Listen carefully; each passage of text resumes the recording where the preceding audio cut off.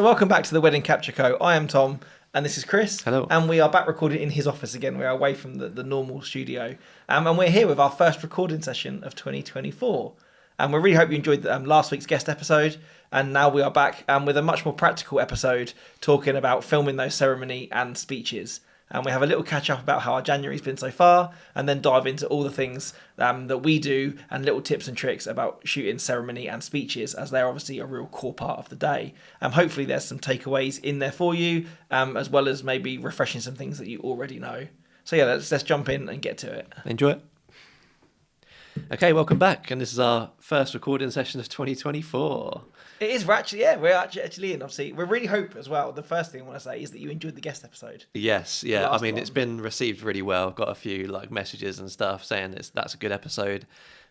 Views have been good on it so far, which I haven't actually told you yet. Yeah. So they've been doing probably better than most of the other episodes we've put up. So obviously people are enjoying it. The Kirsty effect. Is that, yeah. That's it. So if we know they're starting to lose some viewers, we'll grab Kirsty back in for another episode. Yeah. So pump those numbers. But I think we're just happy that we've done the guest episode in the right way that we wanted to do it. We were really happy with it. We both really sort of said it's one of the best that we've done easily. Definitely. Just having someone on to talk about what they're good at, and it just about that dynamic was good that we had. It wasn't just like, how did you start your photography career? Do you know what I mean? Like it was, we got into some nitty gritty pretty much straight away. And I think, like you said, it worked very well. That there was enough of there that hopefully that you got a sense of who Kirsty is as a photographer, but also say what she excels at. Yeah. So I think that's definitely set the bar really high for the rest of the year going forward. We definitely want to do more guest episodes, and they will be kind of littered throughout the year. Yeah. And so even if there's people that even recommend to us, like I have high hopes of who we can maybe get on. So if you have somebody that you would really love us to hear talk to about a certain subject, like go wild with it. I'd love to see what other people's views are, or who they'd like to see on. If there's anyone you'd want to see on, let us know, or any topics you want us to cover as well, drop us a message, because we've got a long list of topics that we want to cover, but it's interesting getting messages from people like, can you maybe have a look at this or cover this, because this is something that I struggle with, or this is something that I'd really like to know. So I feel like it's really useful to have. And I also think as well that our next guest should be somebody video related. Yeah. That's what I think. Nice if we can kind of keep that balance going, I think it'd be nice. And I'm aware that we have had, a couple of episodes in the past have maybe lent a little bit more on the photography side. So if we could get a videographer guest on, I think that I would find that really, really useful. That'd be cool. We'd have to find someone. Plenty of people in the pool, but if you want to, if you know someone that you think would be good for the podcast, or you want to nominate yourself, exactly. If you're somebody who think you've got something to offer that we're not offering at the moment, and you want to throw your hat in the ring and come on the pod, and let us know. Well, today's episode is a bit more video specific, yes, because it's about filming the ceremony and the speeches, and photographing the ceremony and speeches. I feel like there's a bit more to it for video this time around, for those sort of things. But first, because we haven't caught up in a while, how was your Christmas and New Year? Did you get a time to relax? No, not really. Well, yes and no. Like, normally I have a fairly quiet Christmas. Like, we tend to stay at home, just me and my wife and the dog, and then see family. Like, my birthday is Boxing Day, so normally I have my family over there, and we go and kind of celebrate New Year with her side. But this year we had my brother and sister-in-law and their 3 kids, so my niece and nephews, in the house, plus their ginormous dog. So we had literally a house full over Christmas, which was lovely. Like, it was really nice to kind of I think Christmas is about children, and to have their excitement of having Christmas. That was really, really nice. But at the same time, I think where we'd just come back from holiday, had a really kind of busy run through to Christmas. I kind of maybe wanted just a couple of days of just sitting around and not having to get dressed or go too far. I find sometimes the build up to Christmas, like December, is more intense than actually when it gets to Christmas Day and New Year's and stuff. It's like we filled our December weekends with going to visit family, and we went to Brussels on a Christmas market holiday and that sort of stuff, and by the time it got to Christmas, we were knackered. We were we could do it with a few days, just sat around in our PJs sort of thing. I think I had it's nice that balance. So it was nice to have a really busy couple of days with family and see them, and then I managed to have a couple of days in between where I went back to work, so I could literally just do nothing. So I kind of felt like I had that before New Year, but I actually feel really ready. For every bit as kind of I felt like our end of year one was kind of like a little bit negative and a little bit stressful. I kind of feel like I really do feel like I turned a corner and really kind of put last year to bed, if you like, and I've come back into January feeling a whole lot more positive about everything. I think that's a backlog feeling though, isn't it? Like once I've sort of delivered that last wedding, after a few days, like my brain just goes back into like, oh, actually, quite enjoy my job. I quite like to go to a wedding. I never again. thought of it like that, Yeah. but I did. I delivered my last wedding of 2023 really early in January, and that was a really good wedding. For a wedding that was obviously 21st of December, it could have been really difficult. Yeah, it could have been wet, and it was everything that you think a winter wedding, like you imagine it to be. Yeah. It was like cozy, it was cold, it had a Christmas tree. That was the same as The mine. couple My were December lovely. wedding was one of my favourites of the year. Like it was lovely. Definitely. Yeah. So I think like having that, and then also I shot my first wedding of the year. I'll say wedding, it was more a couple shoot and then a reception. The first weekend of January, so the 6th of Jan. Yeah. And that went really well as well. So I kind of feel so far that getting through that kind of where I was a little bit of like kind of in a little bit of a slump and maybe some things have been a little bit more difficult. Yeah. I've come into the new year feeling really positive about it. The last 2 shoots that I've done have gone really well. Yeah. I'm now, like say, finished editing and I'm kind of, I can do like the stuff that I've been waiting to get to, like update the website and stuff like that for a while. I now feel like I can get to those that's tasks. exactly it, yeah. And I feel like before I was kind of treading water, I'm actually now making strides to get into where I want to be for the year. Yeah, as much as we can sit here and say like, oh, you should be doing things like throughout the summer and the autumn, and you don't just wait until you've got time off and then smash everything out. Like it is so much easier when you've got a clearer mind to sit down and be like, I'm going to update the website today, rather than like sometimes. I'm halfway through a film and I'm like, oh, I really need to update that bit on website. So I've got to update that bit on website, and then I'm feeling guilty for not doing the film. And then it's like, so for me, when it comes to delivering the last wedding, I've normally got a little bit of time between delivering the last wedding and then filming the next year's one. So this year I'm due to have maybe 2 or 3 weeks where I've got like no editing. That's really nice. I don't really do corporate work anymore, so I'm basically free to then start changing the branding and doing stuff like that. I think you need that like time for reflection as well, and we'll go on more of this because the next episode that we do is more about image curation and marketing with the work you've got. And there's a piece in there which says, like I had a holiday right at the end of the year, so it's not always just about having time away from work to reflect on it. Is that I felt that although I had time off, that was a pause because I hadn't finished. Yeah. Do you know what I mean? I was still coming back to work to shoot and work to edit. Yeah. Where now I feel that I can stand here and look back at 2023 as a whole. Yeah. I can look at that archive on that hard drive and everything is edited. So I can look at the year as a whole rather than I can't look at that yet because I'm not finished with it. Yeah. I could update everything, then edit the last 2 weddings and go, oh, there's loads of really good stuff in there, and then feel that you need to do that. So it's not, I don't know, it's never finished. 100%, but I feel like people around the Christmas period are posting that, and now the 23 wedding season is over. I hate that voice so much. It actually triggers me when I hear it. But I feel like I don't feel like I can do that. I did make a little reel in the end, I think, for 2023. Mine's still I don't feel like I can TBC, properly do pending, that until all of the footage is in and I've done everything and I feel like I can look back. But like you say, when we were doing our looking back at 2023, I didn't really feel like I was anywhere near the end of it. I'm just getting to the end of like the editing pile now, or like it'll be like after we go on holiday, I'll have like 2 to edit and that'll be it. So So and it would be then when I'd be like, right, now I can look back at last year. Yeah. Do you know what I mean? I feel that's quite hard to look back if you're still in that year. Exactly. I mean, because it's very much a headspace thing, isn't it? Like your head is still in. Yeah. November 2023 or wherever you're at, and so you need, say, to finish to look back at it. And also, kind of doing best ofs and stuff is your couples deserve to be included, in that. They shouldn't be just because of where their wedding fell in the year. Like almost they kind of slip through the net of. It's like films in the Oscars. You're in December, you're too late. They come out too late, and they kind of fall in the gap where you can make something really amazing, but it'll never win accolades just because of when it was released. Yeah. And those weddings can end up being the same if you're not careful. Yeah, they could be some of your best stuff. Like, I mean, like I mentioned earlier, the December one that I did was really good. I wanted to include that in there, so I had to go through the footage from that we like earlier than I normally would to make sure I got that reel out for Christmas, because I think it's good to have something like that and jump on trends. Yeah, and also I think the winter stuff is more seasonal. Like you can show summer stuff in the winter and it's feel good, but if you show a Christmas wedding in March, people are kind of still, I'm kind of done with Christmas now. Yeah, that is the thing. Yeah, and so you feel like the couple won't feel differently about it, but if you're using it to market it, it's hard to market a Christmas wedding. Yeah. In March, isn't it? You have to edit it as well in March. In November next year. Yeah. Or it needs to be out whilst people have still got their Christmas decorations up. Yeah, no, definitely. But I feel like I've sort of missed the January inquiry boom. Like we said like, oh, you should be doing stuff before to get to that, but Yeah. I feel like I was just so busy in December that I never got to doing that. Like changing the website, updating my brochure and things like that. So I've been doing it in little bits. And to be fair, inquiries are starting to come. I say starting to come.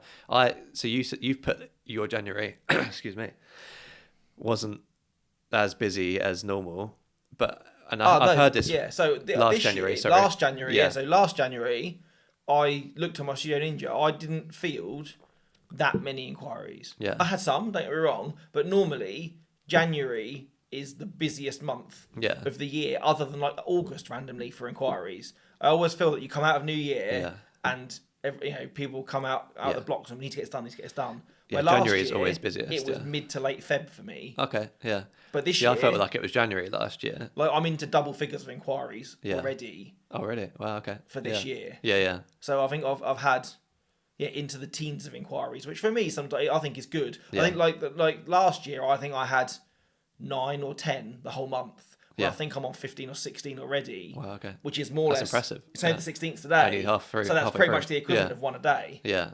Which for me is pretty mad. Well, okay. Yeah, to be fair. So last January wasn't bad for me. Like it was still my best month of the year. December last month was really bad. Like I think I got one inquiry last month and a booking from it. But same, 1 or 2. Yeah. It was like kind of like, oh, okay, because December's normally okay for inquiries. But January started to flow back in again, so the calls are coming in, that sort of thing. So I'm not too worried that I missed that, but yeah, I will have to do some branding stuff, and I'm looking forward to chatting about that in the next episode. Yeah, and that's the thing; it will come though. I don't think that you've necessarily missed the boat on the year or even next year. No. Like I said, like in my notes as well, is looking over those inquiries. There is a real nice mix in there of 2024 and 2025 stuff. Yeah. Because I'm only chasing, and we spoke about this in other episodes, and I think you're in a similar position. Is that I'm only chasing literally a handful of weddings now for this year. Yeah. Probably 4, 5 at most before I get to a point where I don't really want to take on any more. Yeah. So I need some 2024 inquiries to come in on dates I'm free. Mm-hmm. But at the same time, I don't want to overbook 2025 too early in the year. Yeah. Because again, we'll talk this in the next thing is I want to put that new work out. If you're going to tweak a direction you're moving in, I want to kind of have plenty of availability. Have that out before you start so booking that it. I kind of my 2025 is shaped for the direction that I want to move in, rather than they're still looking at 2023's website. That's just it. It's the whole like you got to think 12 to 18 months in advance as a photographer. And obviously it's hard as well. Like we're recording this now, and then by the time that we record again, we would have been on and come back from our Disney trip. Yeah, that sounds like we're a couple and we're going away together. Yeah, like we both happened to a romantic Disney trip together. Like we both managed to book a Florida holiday without each other knowing. Yeah. For the time that overlaps. So obviously I'm very aware that what was my peak inquiry season last year. Yeah. I'm on holiday. You're on holiday. Yeah. So I kind of feel like I wanted to go into that 2 weeks knowing that I've actually booked something this year. I think I'll still be actively replying to leads while we're away. I think I'll have to. I think there's no way that I think it would be silly that if you came back to a mountain of leads that some of them wouldn't have been looked elsewhere. Because they needed a reply or an out of office wouldn't quite cut it. Because if it's coming through in January, the chances are they are looking elsewhere as well. Oh, yeah. Like sometimes it can come through like last minute and you're like, yeah, you've contacted me and I'm probably the only one you've contacted or no one else is free. So you've got a little bit of leeway, but if they're contacting in January, they've got time. They're looking through, doing research, all kinds. So so and you bought a new MacBook as well. Fine. And again, it's one of those things that I didn't actively. I've been wanting one for a while, good few months, but I wasn't like this month. It has to be like the time I get it. I always knew I wanted to get it in my quieter season so that I can get everything moved across, get used to kind of it using if there's any kind of update errors or a preset goes wanders in the migration or stuff like that. I've got everything on it working and where it needs to be before my season gets busy. So that I'm not like, I've got 3 weddings to edit and now I'm just trying to change computers. Lost all your presets and but I was kind of literally just happened one day. I had a sponsored ad for John Lewis came up that they had a sale on. Yeah. So and I bought my last MacBook. So I've got a 2017 MacBook Pro. Yeah. And I bought that from John Lewis in 2018. So it's 5 years old. I feel like you're a changed man now. You've got a new Mac, you've got a monitor to go with it. So I looked And they had, lo and behold, in their sale, I managed to buy a 2023 MacBook Pro M2. So exactly the spec that I was looking at from Apple. Is it M2 Pro? M2 Pro. Yeah, so an M2 Pro, 16 gig of RAM, which is pretty much the machine I was looking at. Yeah. And they had either the 14-inch or the 16-inch Yeah. in the sale. And it was about £350 cheaper, Wow, okay. I think, than it was to buy from Apple. I think they originally it was marked up for $2,050 and I paid £1,729 for it. Excuse me, how much? £1,729. Really? That's really good. Yeah. For a 2023 machine. Yeah. So I was like, do you know what? For an M2 Pro, that is good, yeah. You know, I expected to pay around the £2,000 mark. I'd looked on the Apple website and knew that's roughly what it was going to cost me. So I was kind of like, well, if it's in the sale, take your opportunity to get it. Yeah. Go for it. That's it. Knowing, and also as well, the other thing that I put in my notes, the reasons that I've always looked on John Lewis is that they actually offer a better warranty on their tech than Apple does. Yeah. So if you buy from John Lewis, everything comes with a 2-year warranty as standard. Oh, okay. Where if you buy from Apple, you only get a year. I didn't know that. Yeah, so as a company policy, they offer on all electricals a 2-year warranty. And they do sales, but Apple don't do sales. They don't do sales, So if they've got stock, I think because Apple kind of manage their own levels of stock, or they will then sell to other places to get rid of old models. Yeah, for them to John have Lewis, a sale. Got it sat in the warehouse, and if they know they've got new models coming through, they need to get rid of it. Yeah. So I ended up buying. Isn't the M3 out now? The M3's just coming out, I think. Yeah. So I was kind of thinking that, but if I'm coming from a 2017 machine to a 2023 machine, honestly, it's still 6 years. I'm moving from the old Intel chip up to the M chip. So already I migrated it over at the end of last week. Yeah. And it doesn't take. I exported a small commercial job the other day and it flew through it. It's insane. It opens Lightroom a damn sight quicker than it used to. So feeling the benefit already. I think for photography, it's like a bit of a jump of like a little upgrade. But for video, the M1, M2 MacBooks are like a complete new world. Do you know what I mean? Like there was a point where the Sony A7S III came out and we started filming in 10-bit and everything. And I had a custom built computer with latest graphics card and everything. I was putting it through it and it was chugging along some of the multicam edits. I was like, what am I going to do? I've just bought a new camera. My computer, which I cannot upgrade anymore, is struggling to handle it. I'm going to make proxies or like play back in quarter resolution or something. Then bought my M1 Max MacBook, and it just is so much better because it's got decoders specifically for those types of video in them. Yeah. So it's just it is. It's a hack really. That might have been the nail in the coffin, I think, for my old MacBook, because it was holding its own until there was a Lightroom update, which did some funny things and seemed to slow it down. And then obviously when I broke my first A7 III, I upgraded to the Mark IV. Yeah. And even that jump in trying to process the 24 megapixel files against the 33s, obviously they're bigger raw files. Yeah. So trying to load 500 and 600 of them, say, into Lightroom, the catalogs were getting bigger, needing more engine to chug through it. And that was probably the nail in the coffin for it. So far I'm like a few days into using it. I'm loving it. And also I went for the smaller. So I had a 15-inch MacBook Pro before. I've gone for the 14 this time because now I've got the screen. Most of the time it is always tethered to the monitor. So I don't particularly rely on the screen. It's only if I'm editing remotely from a coffee shop or a wedding or something. Yeah. I didn't feel you get pretty much the same amount out of it anyway between the 14 and 16. Whereas usually there's some sort of spec difference or something like that. But because of the M chips, they're quite good. Yeah, and I didn't feel the need to have the bigger screen for the amount of time that I will be using it undocked. So it's kind of, that makes it a little bit more portable again. So very happy so far. And if you are listening to this when it goes out and you're looking to get a MacBook, mate, go and have a look at that John Lewis sale. If you can save yourself a little bit of money, then... If you're a videographer and you don't mind Apple, like get an M1 or M2 MacBook. Like it does even on like... mainly on DaVinci Resolve and Final Cut, but even on Premiere Pro, it does like speed it up significantly. My export times now, I can edit. Back in the day, when I used to have a 2015 MacBook Pro, to export a half an hour film, I'd be leaving it overnight. So it'd be like 6 or 7 hours from Premiere Pro. Now to export like a 20-minute film takes probably like 10 minutes. Which is mad because I found some of my last weddings that I edited of last year on my MacBook, when I was hitting export on the gallery, 800-ish photos to export to JPEG, I was getting to the point where I was like, it's not really worth me doing anything else on the computer. Yeah. If I start to do some other tasks, it'll just happen really sluggishly. Yeah. This and that. And for about a good 45 minutes to an hour, I would just walk away from my desk or go and do some other tasks just to leave it to export because it was the best thing to do. Yeah. Where you know, I've heard, you know, even when I put my Instagram story up that I've done it, people are like, mate, you'll fly through now. You'll be looking to 10 to 15 tops to edit that gallery, to export that gallery. Yeah. So I'm hoping that once I get my first kind of real long wedding of the year, I'm going to be there like watching it just to kind of just to see how fast it is. Yeah. The problem is when you edit a video and if it exports and you find one problem in it, then you then got to go back in and export it again. If you've waited 7 hours, you're expecting miracles, aren't you? By the time you get to the end. Or don't want to change it just because you don't want to go through that. Yeah, like there's a drop frame there. Do I already change it? But no.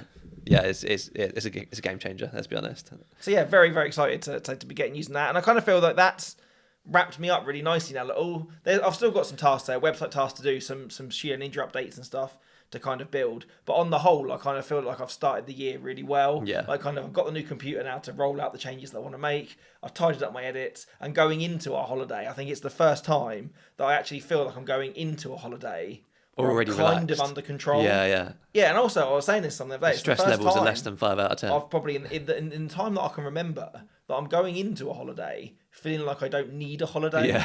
Yeah. Before when you get to a holiday and you're like, I can't even get excited about the holiday. I've got so much to do until we get to the airport. Like it's not happening. Yeah. I'm running around like a headless chicken.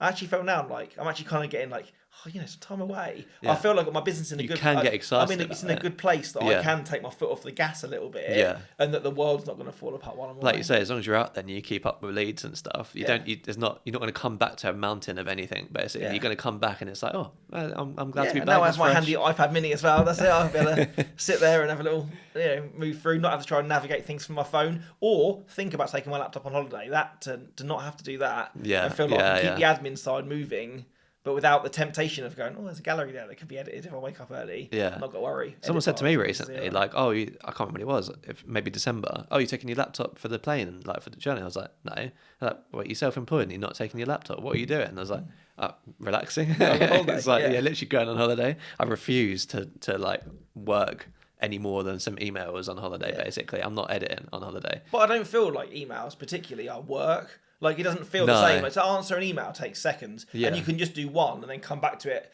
in the evening and do another couple. I've been trying to get people onto WhatsApp, so it's a little bit even more chill than doing an email sort of thing. See, I'd feel again I'm not sure it's a boundary. Like I like it for couples that have booked me, like on the lead up to their day. It's like that's something, but I think just for kind of like leads, like.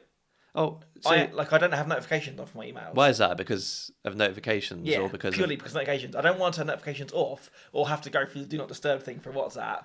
But I don't have notifications for Instagram, Facebook, all my emails on my phone. So I'm borrowing this from the Think Wedding podcast, I think it's called. Okay. But essentially, there is a website called My Business Number, and it generates a phone number for you that you can use for WhatsApp. Okay. Yeah.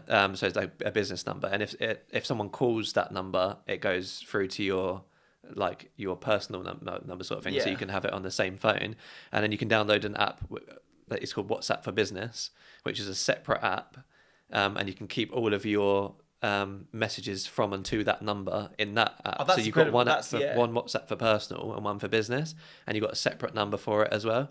That's brilliant. So what I've been doing is I've been like messaging people from that number, and it's all in a separate app. If I want to turn notifications off, I can. I don't need to because at the moment I've not got that many people on it. But but I've started doing that, and it sort of separates that personal messages from business. No, messages. that would be super useful. I think that for me, it's always been a barrier that if. Like, I don't want my phone to be going off. Like, I'm kind of on holiday, and then someone go, have you seen this email I sent you about our ceremony readings? And I'm like, no. But if I go on holiday, get back in the evening, or wake up early in the morning and go, okay, I've got half an hour, I can dive into my emails, and it's very much on my terms. Yeah, definitely. But I know that I'm a person that if I'm wandering down doing something and someone messages me, once I've seen it and I know there's something to be actioned, it'll be on my mind, on your mind until I've actioned it. So that's why I've never wanted to kind of move too much over that WhatsApp barrier. Yeah. But that's a great work around it. Yeah. Because I feel that I just kind of, it feels like it's much more informal, but it's much more kind of immediate, or it's easier than writing an email out to someone. I feel that your personality is suited to that as well, because your couples would probably want to like message you rather than, I feel like email is just a bit like stale, isn't it? Yeah, and also it's really hard to converse on email. Yeah, it's still very much like a letter exchange, isn't it? Like where you don't build a conversation the same way. You get like one a day do. or something, whereas WhatsApp you can kind of be like message back and forth really quickly and just sort something out. And also, like, I still seen someone to like invent this. is like now we live in a land or a world where reactions are a thing. Yeah. Like there's so much become a thing now where before you just text someone back and go, okay, cheers. Now you can just like that message. True, yeah. So it's like an acknowledgement that you've seen their email, you've understood what they've asked you to do. Yeah. But you're not in a position to or need to even reply. That's what emails are missing, isn't it? And that's what emails just need. Yeah. Like when you get like, you get like a thing where you set like a Zoom call up with somebody or someone sends you a thank you and you spend an email going, okay, cheers for that, I've received that. Yeah. And then they go, okay, me too. And it's almost like you're like, Roger, on a walkie-talkie. If you could just like click a little thumbs up or a little heart on their email to go, yeah, cool, got that. Yeah. That would be a game exactly. changer. That'd be That's what it needs. Good Gmail if you're listening. That's it. Add the feature. Get it done. It just needs to be easier and simpler, and I think WhatsApp does that. So I'm looking forward to trying to make it a bit more, the experience a bit more personal this year with messaging rather than trying to do it everything. And as well, again, having, I guess, then with emails trying to CC people in, like you could have a chat going or a little group with literally just you and that couple. Yeah. Yeah, exactly. Yeah. And then if you want to like a little group chat. Yeah. Like a group chat, so then that you're not always having two separate email threads from different things that they can just chip in, or if you're sorting out a meeting time or arranging something with, say, a bride on the day, the groom can read it. Yeah. And then there's no excuse for him not to know what's going on without either one of you having to keep up with it. I feel like I'm going to be sending out that like a day before, looking forward to your wedding tomorrow, still all good for this time, whatever, on a little group chat on the WhatsApp business. I think that'd be pretty cool. But it's so much more like informal, isn't it? Yeah. Like, I always say to couples, like in my final meeting as well, like, I'll see you on the morning. Like if you have a crisis, like, if you stayed at a hotel the night before and you wake up and realise you've left a box of hair grips at home, like don't send somebody out for it. Just message me on the morning and I can pick you something up on the way through. Just to kind of anything to make it easier. That's so much easier to just text someone and be like, on my way, see you soon. Yeah. Where I wouldn't get my laptop out and email them because I know they wouldn't read it. Yeah, exactly. Because they're too busy by that point. But they'd have their phone in their hand and it keeps, you're kind of set in that tone of being kind of friendly and exactly. Before you've even helpful. left your house. And I feel like that makes an impression straight away. So your business number, WhatsApp business, and they also do something called skip.contact. So when you message someone on WhatsApp, you have to add them as a contact first. Yes. You can do it without. You can message that's people brilliant. So your phone book's like full of people that once in 2 years' time you don't need their number anymore. Yeah, or just leads basically. Because I'll message your leads as well because my stuff goes into spam. So I'll message them and be like, just message on here to make sure you've got it, sort of thing. I can now do that without adding them as a contact because of this thing. It's basically like a website, but I've saved a shortcut to it on my phone and then just put that number. That's so useful. Yeah. Seriously, I'll send it to you after this. We can stop recording now and we've given you the takeaway from this episode. That's it, done. That's it. These little golden nuggets. But I guess we should probably move on. Like we've kind of, as we always do. If you're a long time listener, we often wander off onto tangents. But I think we should now it's all about, though, jump into it. Yeah. Yeah. And something like that is super useful. But so in terms of ceremony and speeches, I've got a few notes here from the photo side. But I think really, like you've said, there's much more sort of stuff for you to consider in terms of setting stuff up, and even your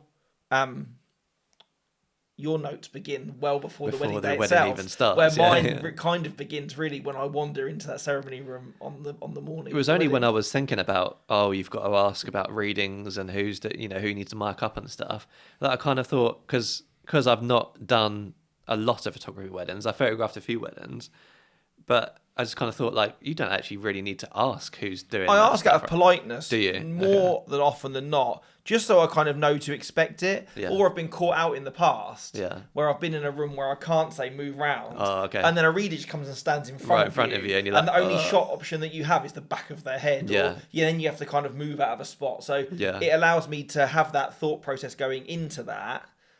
But that's the only real reason for it. I don't really have to know in terms of miking up what they're reading, who's doing it. It's just, it's your mate. Okay, that's fine. I feel like ceremony is just as important for photo and video. I just think there's a lot more to the video side in terms of like there's a lot more legwork or a lot more preparation, I think, from your end for sure. Like I always say, the ceremony and speeches is the video pain point, and the group shots are the photo pain point. And I think for you though as well, it's the core of what you do. Yeah, I was talking to somebody, or trying to explain video to somebody the other day about this, and like I said, so I have a range of packages where half day or a full day where I maybe might miss prep and this and that, but yours are always that you always get the ceremony and speeches, don't you? Really, for whatever you offer, a lot of your kind of parameters in which you move over packages, length of highlight film, but you will still always deliver. That's the way I do it. Not all videographers do that, but do they not? No. But I don't understand that because some of the videographers that don't do it still have it in the background of their films. It's like if I'm filming it, I might as well have it there. And I get that it's an upsell and it's quite a good upsell as well. But I just think like from our perspective, I'm already going to be sat there going through it. I might as well be editing it at the same time. And it's like a nice like. By the way, we include it in our packages.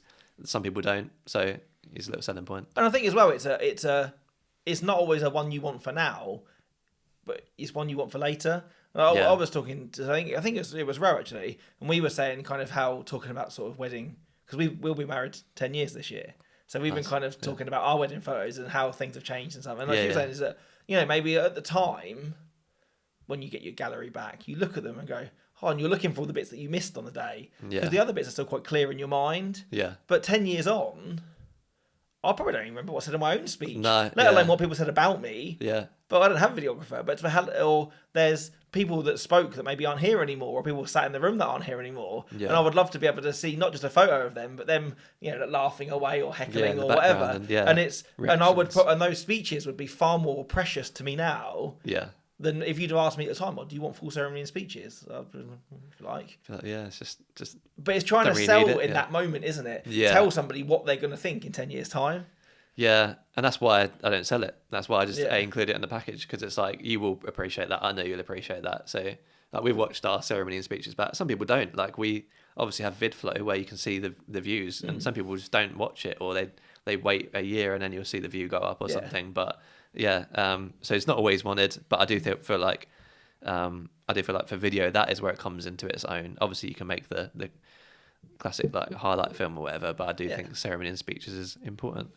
But if we start then at the very beginning, which I say for video is, I'm on the wrong notes.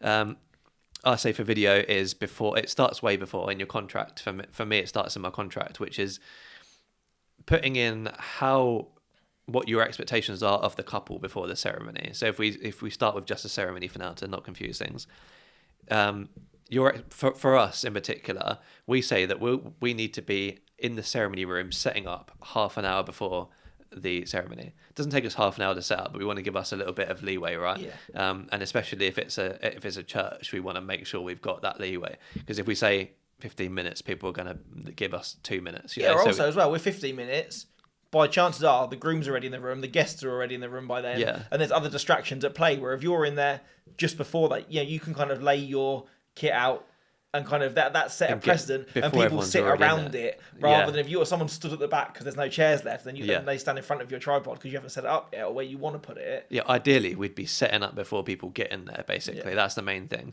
And because we're candid videographers, we want to be capturing the stuff before the ceremony as well. I often find that stuff is a bit naff because everyone's a bit quiet and the party, like, the people haven't really opened up yet.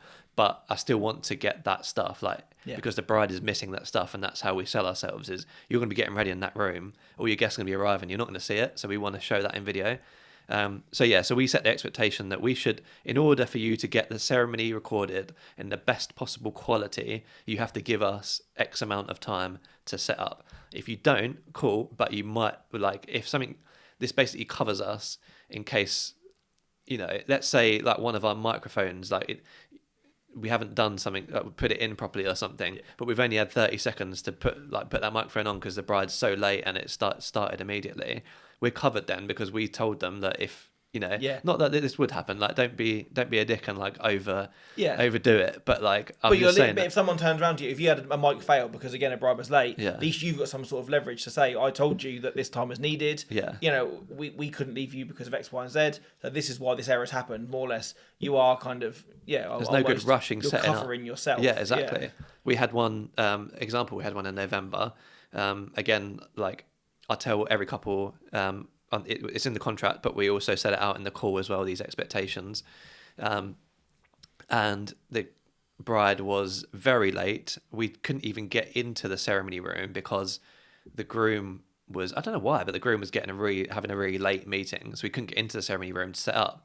So when the bride was getting a dress in, I was like, I'm just going to sprint to the ceremony room, set up everything. Got there and they were like, no, you can't come in. It's like, right, okay. So then we filmed the dress and everything going on, and then ran the ceremony room.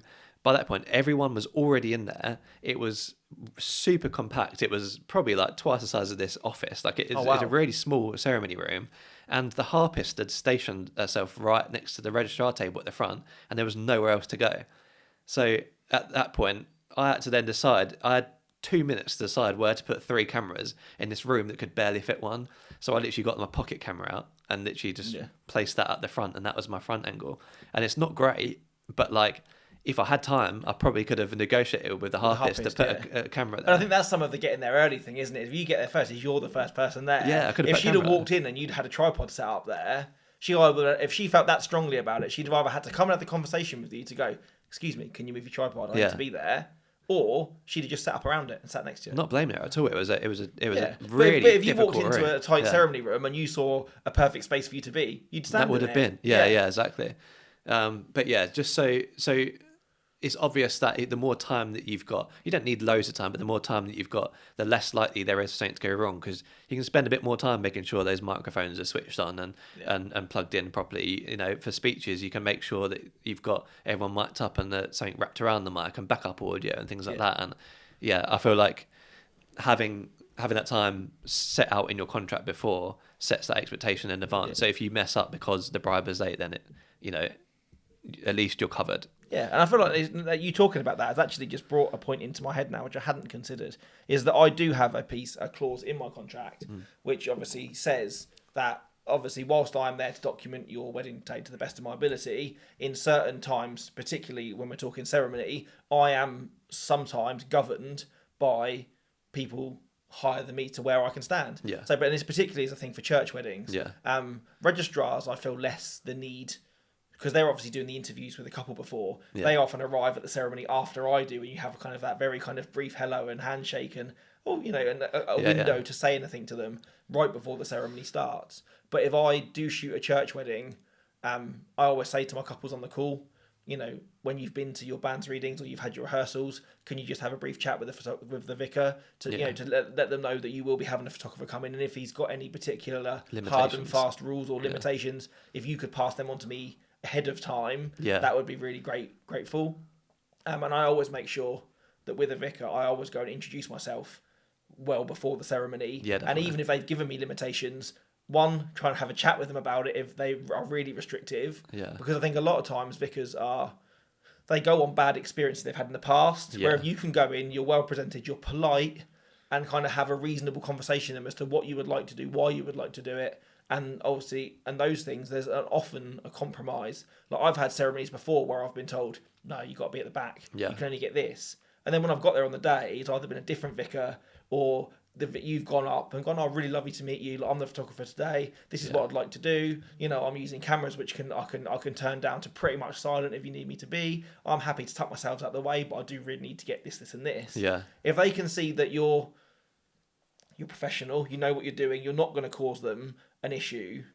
A lot of times, I feel like it's an image thing as well. Yeah. Like, you turn up looking pretty personable.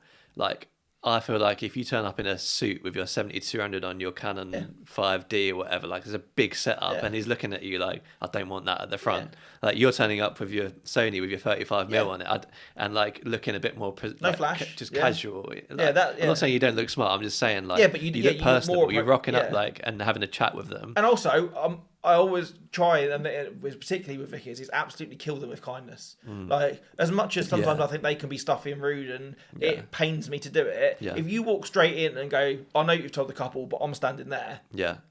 If someone walked into my house and told me what they were going to do, I'd be the same. Yeah. You are still in their church, if you like, or their thing, where they are kind of the head of the house. And for you to say, look, I really understand why you're doing this, but is there not a way that I can stand there? I'll be behind you. I'll be silent. You won't know that I'm there.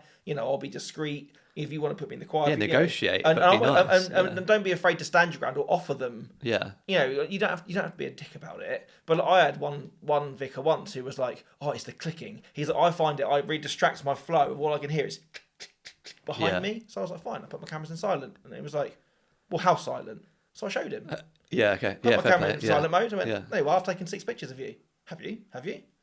Fine, then you can stand there." Yeah. I feel like it's you can't treat people by their previous experiences or by your previous experience of registrars or that's vicars. A lot of time that's what they're doing to us. Yeah. The amount of times a vicar has said to me at the end of a ceremony, if everybody that I work with was like you, or the other week Yeah. I had a photographer that stopped the ceremony, put their hand on my shoulder, and leant their camera over the book mid ceremony to get a close up of the rings. And at that point, I had to tell them to back off. They're going to go into that wedding the same as you are going. I don't want that photographer anywhere near the front. Yeah. In the same way that you're going. Well, the last time that vicar made me stand at the back. Yeah. It's kind of, you've both got to be a little bit forgiving. And it's mainly for churches, but I do say that in my contract that you can't come back to me and go, well, I wanted a front-on shot of us doing our first kiss when the vicar has only given you the back row as your limit to be. Yeah, you know, do the right thing. Just be nice. Don't judge them based on what your previous experiences. Most registrars now are really, really nice. And celebrants used to get even more so. Yeah, celebrants are absolutely lovely. Yeah, normally we used to get a lot of hostility from registrars. Oh, videographer. Oh, you can't mic me up. Or are you going to be moving or this? And that's because they've seen a videographer walking around with a gimbal trying to film the ceremony, and it's like they're looking at me thinking, here we go again, sort of thing. So you've got to understand that they're probably thinking, they don't know you, they don't know what your style is unless they've seen you before. And a vicar, like you say, they're probably more traditional and old-fashioned anyway, usually at this point. So they're probably more, they've been sort of at weddings where they've just been a photographer, and now if you're a videographer and you're rocking up and last week they saw someone with a gimbal walking down the aisle, they're not going to be happy. They're not going to be happy to see you. I think as well, it is a two-way street. It's just as much our jobs to represent our businesses and prove that not all videographers and photographers are the same. In the same way as it's them to lower their prejudices against us. And if neither party are willing to meet halfway, the problem's never going to go away. Well, I'd like to think that if in a rolling year, if a vicar has 80% lovely photographers and videographers and only a couple which annoy them, their tide is going to slowly turn, or they might be slightly more forgiving of you. Or if you just come in and start to do your thing and don't have the conversation and think, well, they won't stop the ceremony. Like I've heard, it's never happened to me. I think I would die of embarrassment if it did. But I've heard stories where I have had vicars stop ceremonies and turn around and tell photographers and videographers, can you go and sit down? Can you get out my way? I've seen a video that someone posted online of a vicar. I think it was a vicar walking down the aisle with all of the bridal procession behind. It got to the bottom, and then everything went silent. And I think what had happened, the videographer went over to their locked off wide camera to make sure it was because they'd just stopped. So frame this up, and the vicar was just staring at the videographer. I don't know if it was him or her, but at the videographer, and just went, "Are you done yet?" And in front of everyone. And I think that's properly rude in the case of the vicar. But at the same time, you do have to be a bit aware of you're running across the back of the ceremony room in the middle of the ceremony. And I find, and we'll talk about this as we go into the ceremony, but I kind of have a hard and fast rule, which I did a wedding with a videographer early in the year, which he thought was hilarious, the way that I managed to get around this, is that I will not go down the aisle during the ceremony. Okay. Until the first kiss has happened and they're signing the register, I won't walk up and down the aisle. Wow. I won't do it. You're probably the only one I know that. And it would take a lot, unless the chairs on the sides were at the walls, and I desperately needed to be that side. I would either go, nope, I'm here, I'm stuck here for better or worse. But I couldn't, mid-ceremony, whilst a couple were doing their vows, wander round the bride's dress in front of her family on the front row and walk down the aisle and block their view of that ceremony. It is awkward. Just to get my shot. I feel like a lot of photographers do it, though. And I wouldn't do it. Whether I was working with a videographer and they had a wide at the bottom or not, if I was by myself, I couldn't do it. Yeah. We'll get onto that, actually, about the angles, because, that's really interesting, actually, because there's a lot of the time...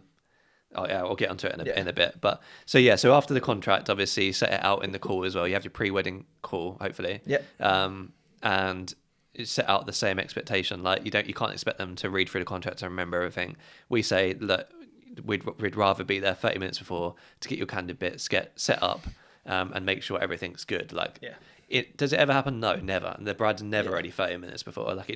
And not necessarily always their fault. Sometimes it is. Sometimes it's just the way that the makeup artist and the hair person as hairstylist has scheduled things in. So it could be, there's loads of factors. You know what it's like, but at least then you're sort of covered in sort of the worst instances when you walk into a room and you're like, oh my God, I can't set up tripods and I wasn't there before anyone. And I think this kind of leads back to a point that we've touched on over other episodes, which is why I definitely me, and I know that you as well, always prefer one venue weddings. Yeah.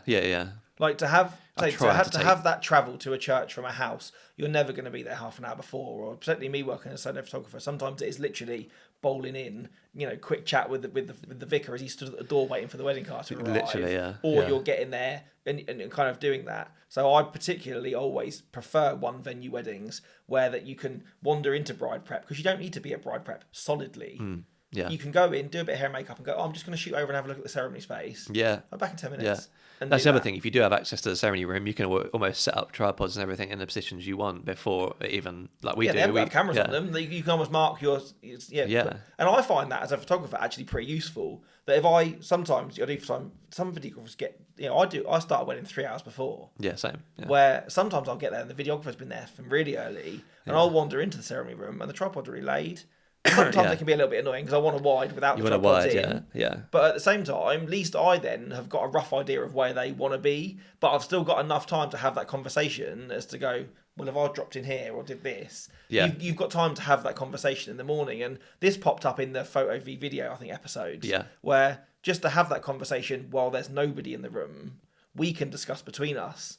Okay, well, if you need that wide there, we can do this. We can almost make a plan of attack, if you like. It is both the videographers and the photographer's responsibility to talk to each other about it. But then again, I learned loads from that photo video episode, because I still feel like when I first started out you have a 3-camera setup. Yeah. I kind of feel, well, I'm always going to be in the way, and so you kind of feel like you're ducking around. But then you realise, well, no, as long as I'm not only on one camera, they still got another 2 options so that I'm not in the way. And so you can go about your business within reason. But also, you're part of the day. More. Like, I don't remember a ceremony in the last few months where the photographer isn't in the ceremony shot. Do you know what I mean? Like, sometimes you're behind the couple. Like, sometimes, like, some photographers literally will stand, like, next to the registrar, like literally shoulder to shoulder. But they're going to be in the shot. Then if you make a plan of attack, like the wedding that I was talking about earlier. So I did a wedding at a barn in November with a really lovely videographer called Harvey. He runs Miros Productions. So we'd had that conversation at the start. He wanted, obviously, he was working by himself.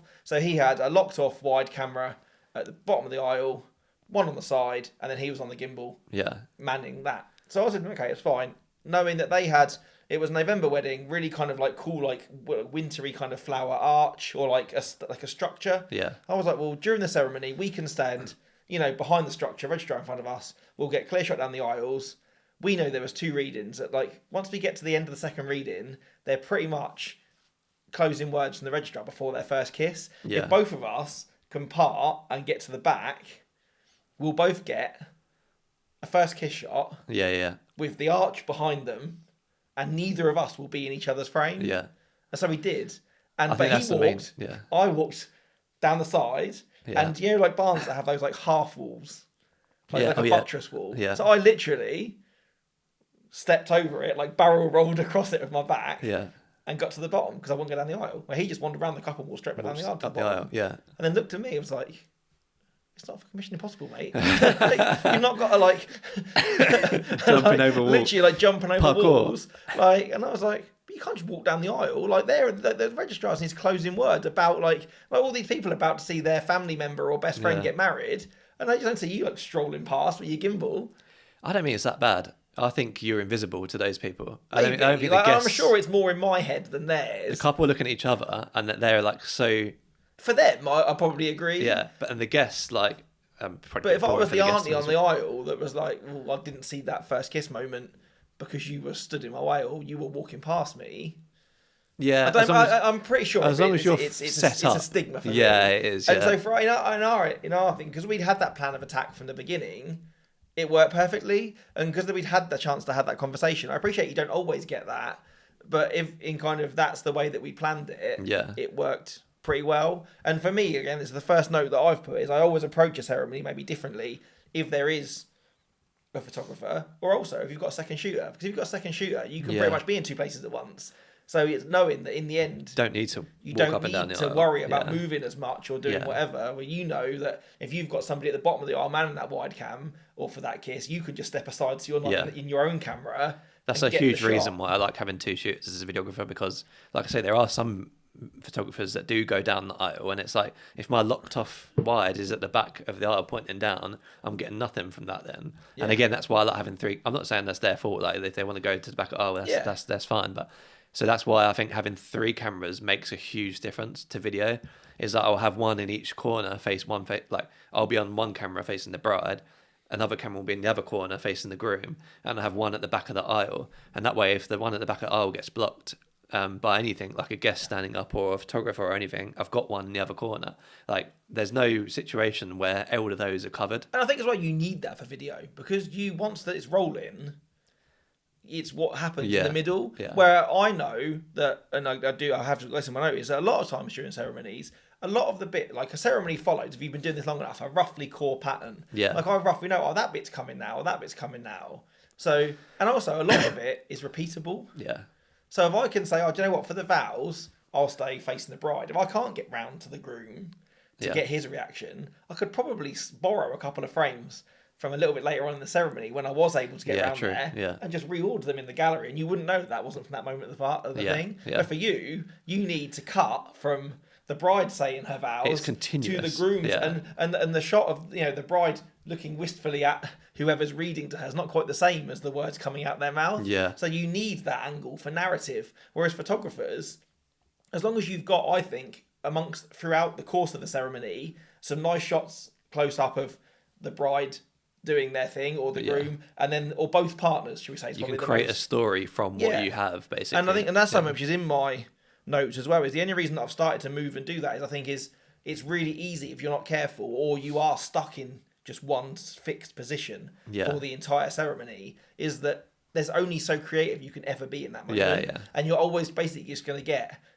different versions of the same photo. I've just sort of, for me, ceremony speeches are not creative. Like, I'm whacking up cameras, I'm getting the best shot I can get, and then I'm leaving it. Like, I'm not doing anything. On the day, I think that you have to do that. Yeah. But because then you walk away with 3 camera angles. Of different wide, tights, and variants. What I'm saying is, you can be really creative with that in the edit afterwards. Yeah. Where if I don't move on the day, they've got one viewpoint. In the edit, you can cut with reactions and things like that, obviously, and with multicams.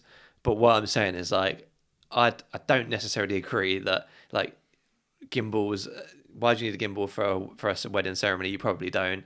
Like, there's people, and this pisses off photographers quite a lot, is that there's people that walk down the aisle in front of the couple or behind the couple with a gimbal. That would be pretty. Any relationship that I have with that videographer would be hugely penalised if they blocked my shot of bride walking down the aisle. It just shows an absolute zero level of consideration. It's not even to the photographer; it's the groom. Yeah. The groom's got to watch the videographer's ass as they walk down the aisle, like.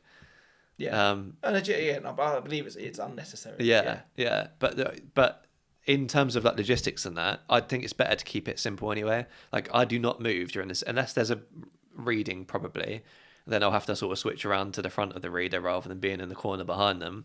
But even then, sometimes I'll just get, if Kate's on the back angle, just get her to cover the reading. Yeah, see, where I work as a solo, often, that's what my taking note is, I always try and see the ceremony room well in advance, so I know what my options are from the beginning. Yeah. So if I walk into a ceremony room, I can see, okay, it's a long, thin room, the chairs in the rows touch the wall, that my only point of movement is the aisle. Yeah.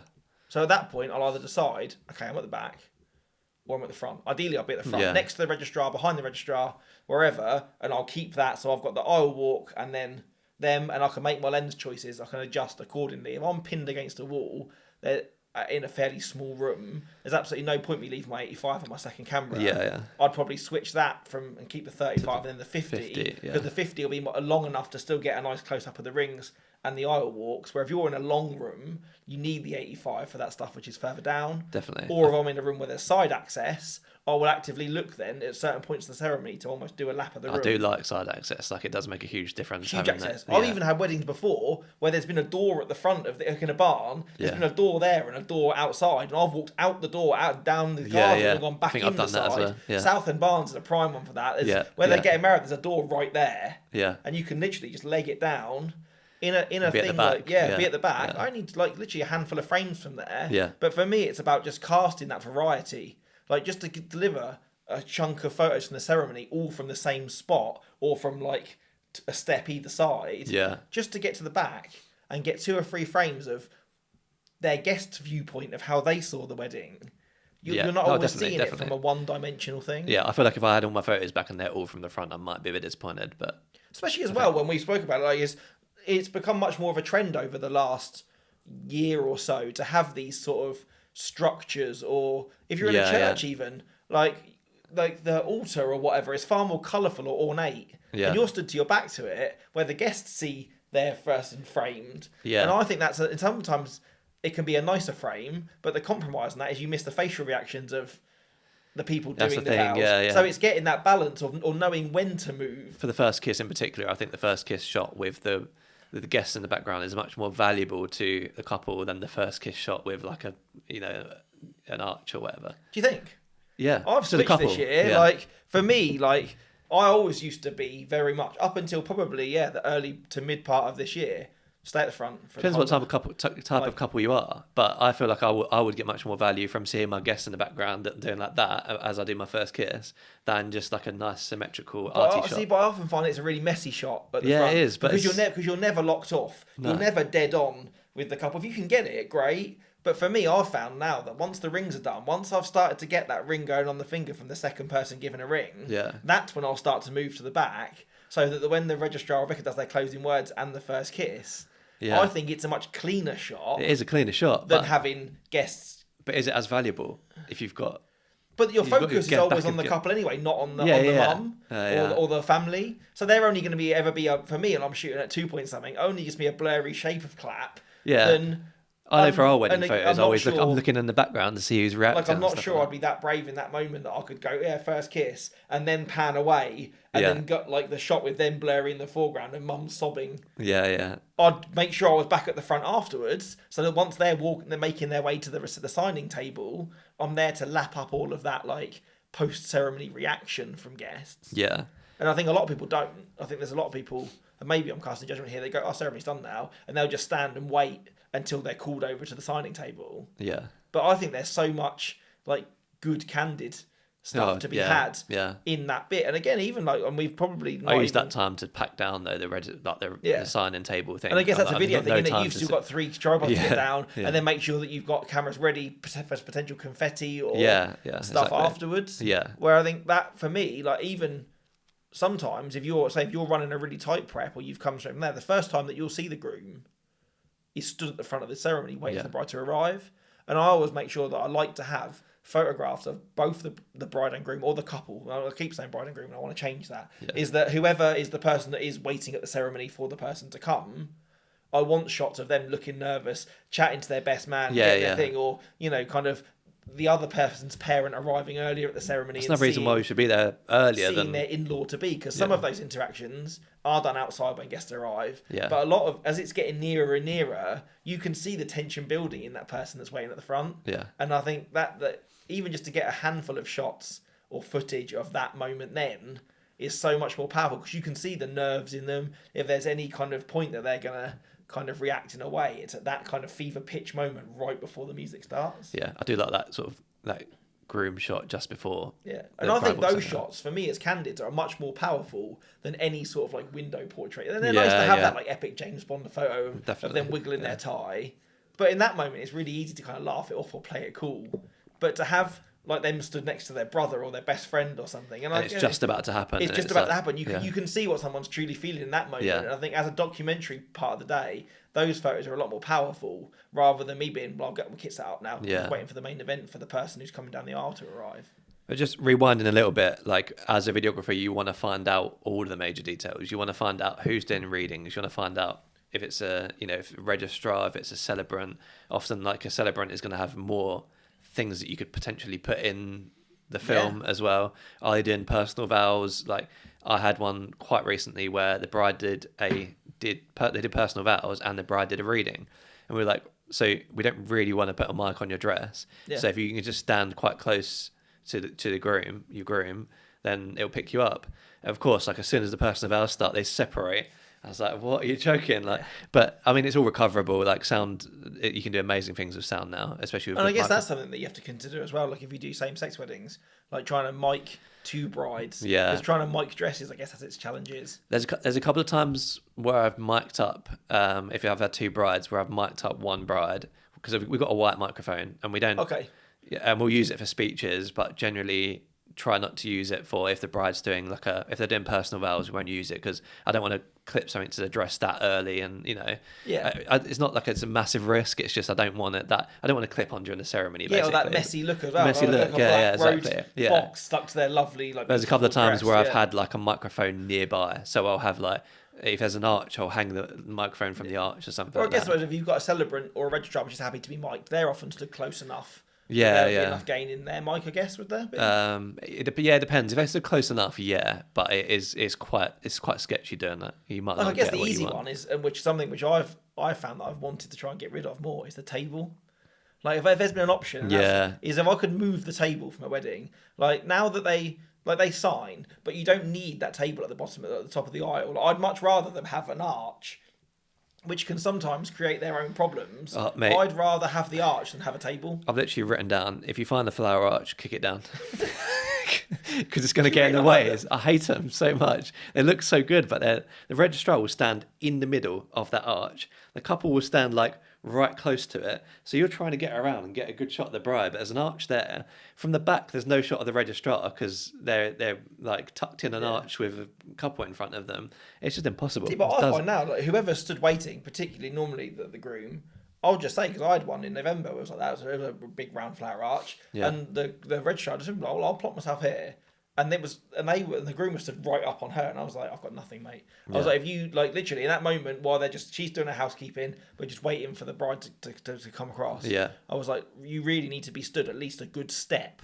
Yeah, back definitely. From the arch, and he was like, but I feel like I'm really far back, and I was like, but it depends if you want. And in that point, I just honestly, like, it depends how much of the ceremony of your face you want me to capture. Because if you stood right up close on her, I was like, I've got nothing, I've got no angle on you at all down the arch. But I find sometimes if you're in a small room and they have a table at the top of the aisle, by the time you have the registrar that insists on sitting to do the paperwork, and then the other one's either stood behind the table with you or in front of the table with the couple, you're pinned behind this table and there's no way that you can move it. Yeah. So I've said, and one of the things I often find as well is that to get in, if you're at a one venue wedding, to walk over to the ceremony room in the morning and just have a look. Yeah. And then you can say to the couple, if you go back to bride prep, look, I've noticed you've got this table there. You don't really need it until afterwards. Is there not a way that we can just move it to the side? Yeah. And then you can just stand at the top? Or even like my winter wedding that I shot, they had a celebrant ceremony. It was very much like fairy light lit because it was in a dark barn, and she'd put the celebrant had put 2 chairs out so that the brides could sit through the majority of the ceremony, but she'd put the chairs on the same side as the window. Okay. So they were going to sit with their back to the light. Yeah, yeah. And they had a midday ceremony because it was December. So I said to the celebrant, "Do you mind if I just switch the chairs to the other side? It doesn't make that much difference to you." But at least that way they're going to be sat with facing the light, which is going to make a world of difference for their photo. Yeah. And she was like, "Oh, well, they put them there." So I'm not really sure if they obviously maybe wanted to sit there. To be fair, this is a problem with ceremonies. Every ceremony room ever has a massive window behind the couple. Yeah. So if you shoot it from the back, it's just like a silhouette, basically. But this was at one side window. So I was like, fine, I'll go and ask them. So I literally walked back to bridal prep and was like, yeah, look, this is the deal. If you move them there, you're going to be silhouetted for most of your ceremony. If you literally just sit the other side, your light's going to look amazing. Even as a videographer, don't be afraid to direct a little bit, with the groom and where he's going to react and stuff.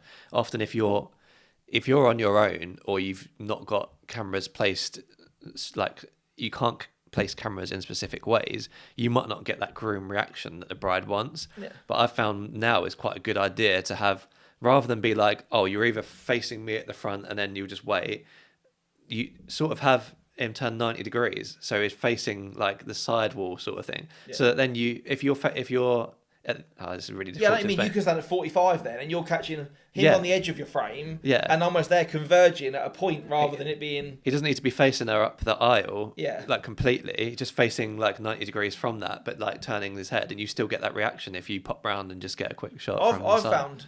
I've quite liked, particularly if we're talking about tables. If there is a table, I quite like that idea of standing at the ends of a table, so you're kind of facing, the aisle's coming off at 45 degrees to you, so you get that idea of them stood and then walking towards. Where if you're in a church or somewhere that has a long aisle, I always like that deadpan long, like them walking Yeah, straight yeah. at you. Yeah. Or in a small room, I don't think you can do that. You need to kind of open up and get that converging moment. Yeah, definitely. It really helps. But say in this one, so I said to the bride, she's like, yeah, move the chairs. I don't care. I just want to sit down.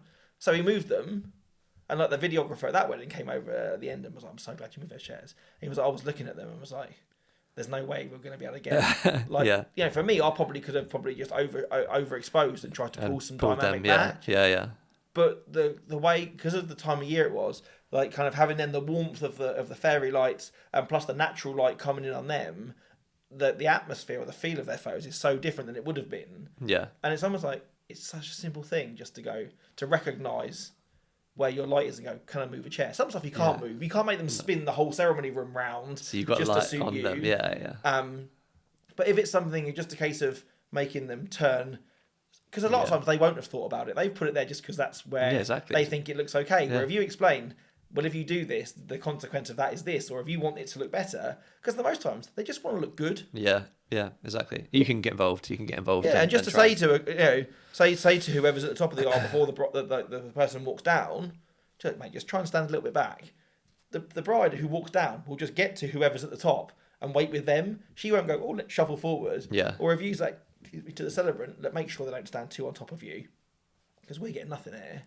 They'll sometimes then go, okay, make sure you stand back a bit. Yeah, normally like a celebrant or registrar is quite happy to like. Yeah, they'll take your lead. Like if you're, I've seen registrars where they've been two on it in terms of getting out of the way for the first kiss, and they've actually just like been running around up and down, like, I'm in the way, what am I doing? Like because it's hard, two photographers, two videographers got to get out of the way of. But yeah, basically, I think the main thing is like.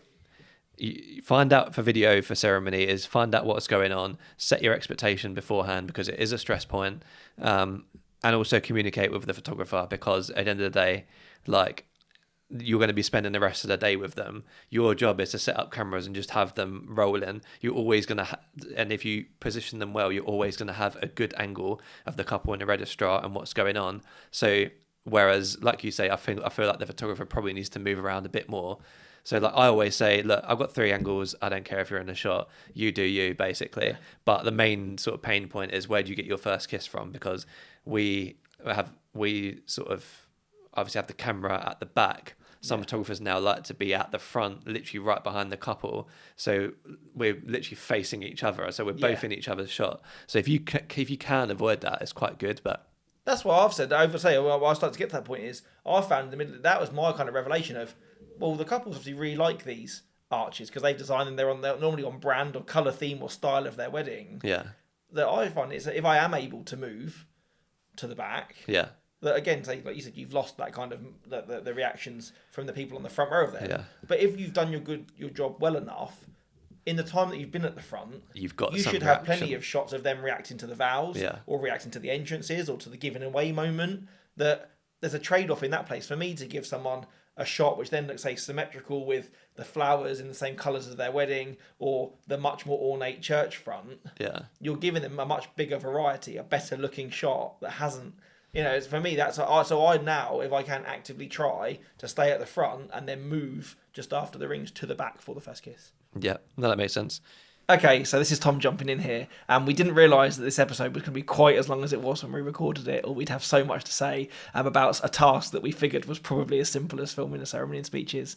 So we've decided at the last minute, or post-recording, to split this into 2 episodes. So if you've enjoyed us talking about the ceremony so far, you definitely don't want to miss part 2 when it comes to speeches, and that will go up next week. So yeah, jump in and enjoy the speeches episode then.